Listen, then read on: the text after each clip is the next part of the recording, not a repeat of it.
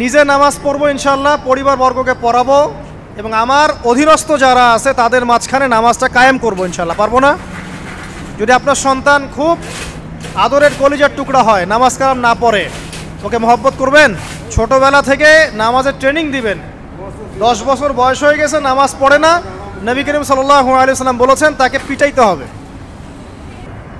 আল্লাহর নবী মুহাম্মদ সাল্লাল্লাহু আলাইহি ওয়াসাল্লাম কি দয়ালু মানুষ ছিলেন না কঠোর? বলেন। সেই দয়ালু মানুষটা তিনি বলছেন 7 বছর বয়সে সন্তানকে নামাজের আদেশ করবে, আর 10 বছর হয়ে গেছে নামাজ পড়ে না, ওকে পিটাবে। নবী করিম সাল্লাল্লাহু আলাইহি ওয়াসাল্লাম কি এখানে কঠোর হয়ে গেলেন?